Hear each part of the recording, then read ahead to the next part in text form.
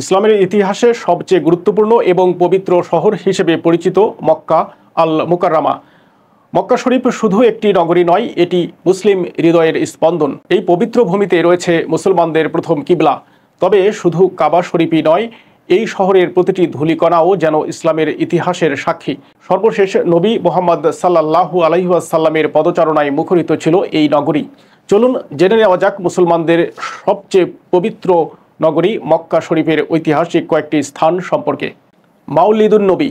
মক্কার হজরত মুহাম্মদ সাল্লাল্লাহু আলাইহি ওয়াসাল্লামের জন্মস্থানকে মাউলিদুন নবী বলা হয়। এটি মারোয়া পাহাড়ের সন্নিকটে মসজিদুল হারামের পূর্ব পাশে অবস্থিত।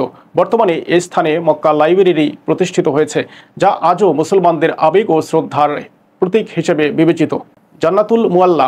এটি মক্কার ঐতিহাসিক কবরস্থান। হারাম শরীফ থেকে কিছুটা উত্তরে এর অবস্থান।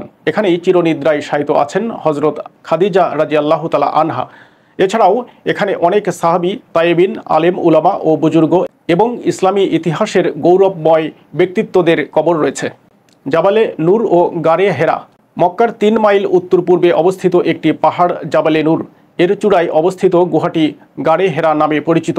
নবুয়াত প্রাপ্তির পূর্বে হজরত মুহাম্মদ সাল্লাল্লাহু আলাইহি ওয়াসাল্লাম এখানেই ইবাদতে মগ্ন থাকতেন। এখানেই সর্বপ্রথম ফেরেশতা জিবরাইল আলাইহিস সালাম এর মাধ্যমে ওহী নাজিল হয়েছিল। এটি ইসলামী ইতিহাসের একটি পবিত্রতম স্থান। জাবালে সাওর ও গারে সাওর। মক্কার দক্ষিণে প্রায় ৪ কিলোমিটার দূরে অবস্থিত পাহাড় জাবালে সাওর। ভূপৃষ্ঠ থেকে এর উচ্চতা ৪৫৮ মিটার। হিজরতের সময় হজরত আবু বকর রাদিয়াল্লাহু তাআলা আনহুকে সঙ্গে নিয়ে রাসূল সাল্লাল্লাহু আলাইহি ওয়াসাল্লাম এই পাহাড়ের গুহায় ৩ রাত আত্মগোপনে ছিলেন। দুর্গম এ পাহাড় এখনও ইতিহাসপ্রেমী দর্শনার্থীদের আকর্ষণের কেন্দ্র। আরাফার ময়দান। মক্কা শহরের দক্ষিণ পূর্ব প্রান্তে অবস্থিত আরাফার ময়দান। আরাফাত শব্দের অর্থ পরিচিতি। হজরত আদম এবং হাওয়া আলাইহিস সালাম এর জান্নাত থেকে পৃথিবীতে ভিন্ন ভিন্ন স্থানে অবতরণের পর এই ময়দানে দুজনের মধ্যে সাক্ষাৎ হয়েছিল, তাই এই ময়দানকে আরাফার ময়দান বলা হয়। আরাফার ময়দানের পূর্ব দিকে রয়েছে জাবালে রহমত। ৯ জিলহজ। এখানেই হজরত মুহাম্মদ সাল্লাল্লাহু আলাইহি ওয়াসাল্লাম বিদায় হজের ঐতিহাসিক ভাষণ দেন এবং নামাজের ইমামতি করেন। নহরে জুবাইদা। এটি একটি পানির নহর। আব্বাসীয় শাসনামলের এক বিস্ময়কর নির্মাণ ছিল নহরে জুবাইদা। খলিফা হারুনুর রশিদের স্ত্রী জুবাইদা মক্কার জনগণের পানির কষ্ট লাঘবের জন্য আরাফা থেকে মক্কা পর্যন্ত পানি আনার এই নহরটি তৈরি করেছিলেন।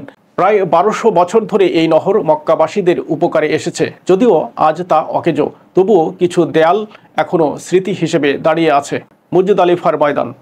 মসজিদুল হারাম থেকে প্রায় ৭.৫ কিলোমিটার দূরে অবস্থিত খোলা মাঠ মুজদালিফা। হজের রাতে হাজিগণ আরাফা থেকে এসে এখানে মাগরিব ও ইশার নামাজ একত্রে আদায় করেন এবং রাত কাটান। মুজদালিফা অর্থ নিকটবর্তী বা রাতের অংশ।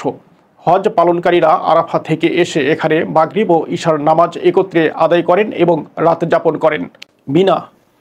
মক্কা থেকে মাত্র ৪ কিলোমিটার দূরে অবস্থিত পাহাড় ঘেরা ময়দানের নাম মিনা।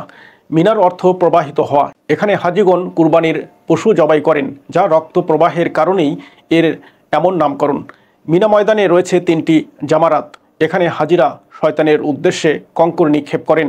এর পাশেই অবস্থিত ঐতিহাসিক মসজিদে খায়েফ। এই মসজিদে রাসূল সাল্লাল্লাহু আলাইহি ওয়াসাল্লাম সহ অনেক নবী নামাজ পড়েছেন এবং এখানে ৭০ জন নবীর কবর রয়েছে বলে ধারণা করা হয়।